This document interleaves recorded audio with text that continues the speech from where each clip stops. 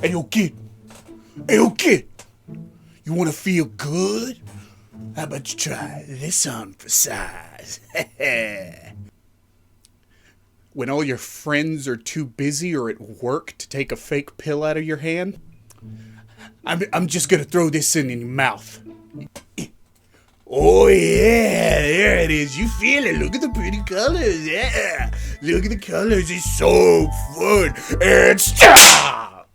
That'll be $60, kid. I'll get part 2 of that out to you at some point. What? You can't trust a soulless corporation with thousands of sweatshop-style workers to put out a complete remake and then falsely advertise and not put part 1 on the box? What do you think we are? Competent? Honest? Ha! Thanks for the money, scrub!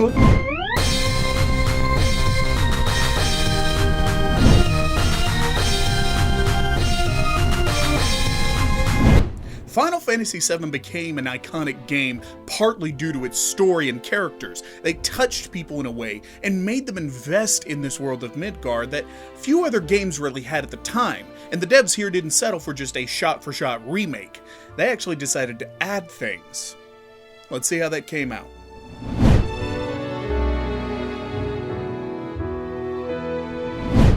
You know the story of Final Fantasy VII. I didn't even play the game when it came out and I was still ingrained in my mind at the time. But the remake, Part 1, adds depth to characters and plot points that could have been explored more in the original, but simply due to the sheer size, I assume they just couldn't get to it.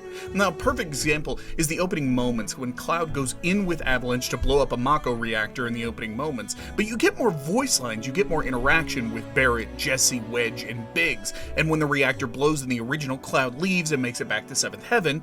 Pretty uneventful, but the remake makes you walk through the rubble and destruction that you helped cause, I believe, in Sector 7, and you find yourself questioning the way Avalanche behaves. You see how the characters show their personality more. That's why Thirsty Jesse is so dang popular now. But the story is heavily altered in a myriad of ways for you to find out. The beats are still the same for the Midgard portion of the story, that's what this Part 1 really covers. As to avoid spoilers, I'm going to just remain quite general here and not be able to really say that much, but the story ultimately turns into a harem anime almost. Yeah, our moody boy Cloud gets his pick essentially, and it kind of made me want to have romance options. Man, because I ship the out of Jesse and Cloud, man. I call him Classy. Classy for life! T for cute too, though. Cute as fuck! But either way, even if you love the original game, you will find more here to love with your favorite characters. Again, just having so much more depth and a lot of optional scenes as well. I know there's a optional scene of where Jesse will kiss Cloud on like the cheek or something if you make one of the sections and get a certain achievement and things like that. It seems so much more like a ode to the Final Fantasy VII original in so many ways, and you can tell the devs still have a lot of love for that original game. And no, Cloud is not doing butt stuff in the hot tub in this game. Even though with these graphics, could you imagine? Now, if you were wanting a shot-for-shot remake with no changes, you're going to be very disappointed. This is not exactly the same story or gameplay. Master Segway!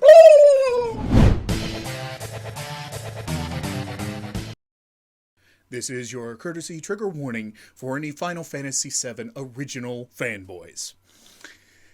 I'm going to compliment the gameplay now.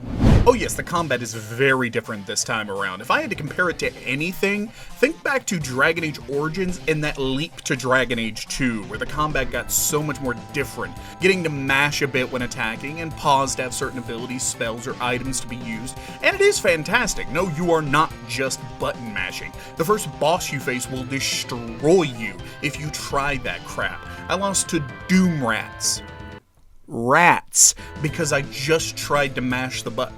First off, choice of materia is more important here, allowing you to differentiate how, say, your Tifa or Cloud plays versus another player's. Even summons can be used to supplement how you want to build your team, and they are so freaking cool. I mean, look at the tiny Chocobo and Snow Puppy. Accessories can also be bought to build a tankier, damaging, supporty They grant stat boosts. Finally, to the actual gameplay overall. It does blend that Dragon Age 2 bit where you're kind of mashing a little bit formula, but adds in dodging and focuses on movement with enemies using a lot of area attacks. But you're gonna need a brain. Yes, you will need strategy. Certain spells can put enemies closer to their actual stagger stage, which will, after a time of damaging them or hitting them, it can give you a multiplier on how much damage you do. The combat at times, though, can be a bit too quick, and I'm glad the pause is there, but I wish the AI wasn't so lazy, for lack of a better word. They don't use their abilities on their own, or spells for that matter, making you switch to them to attack to get ATB to use their abilities quicker. For some time, it's going to be a bit overwhelming at first, but once you settle in using, say, Cloud's Blazer ability, then queuing Tifa's dive kick right behind it, it's a flashy and really fun way to beat enemies. Combos are simply the name of the game here, adding limit breaks, this kind of one-time use look to it where you need to really wait for that correct moment because enemies can get just out of the way of your abilities and things like that, and you will have wasted that attack. And making sure to restock potions and Phoenix Downs because the dodge is not exactly the best when compared to, say, the block, which you will learn is simply the better option when enemies attack. You also get access to parries and things like that. It's a parry. When they attack you at the right time, you hit a button and they'll parry and give you an opening to hit them and try to put them into their stagger state.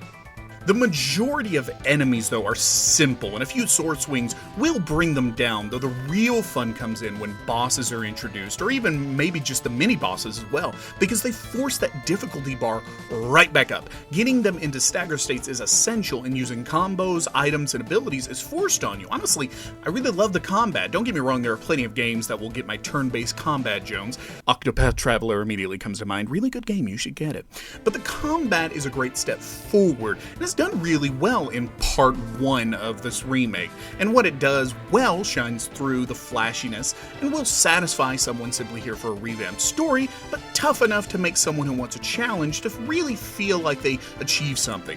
I can't blame you if you don't like the combat. It's so much different than the original that maybe most JRPG aficionados wanted or expected, but I promise you, if you come in with an open mind and honestly try it out, I think you will find something worth investing your time and money into.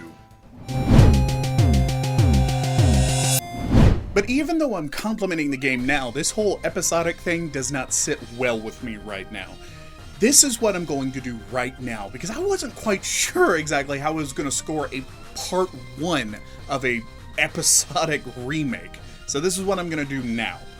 Right now, the game I have reviewed right now, part 1, will get a 9 out of 10. It is that good, and it's an experience you should play just for the part 1 here. But if those games are each $60 a piece, this game will drop score very quickly to like an 8, 7, or 6, depending on how many they try to put out and make people buy. Now, if those games end up being part 2 is a free update and so on and so forth, this game could jump up to a 10 out of 10. 9 is just a placeholder for me. I really could rate it a 10 out of 10. That's how good it is. And do I really trust a soulless corporation like Square Enix, who's keeping their cards quite close to the chest on this one, and not really revealing a whole lot of information? Do I really trust that corporation to not want to try and pry more money from nostalgic fans desperate for a Final Fantasy game?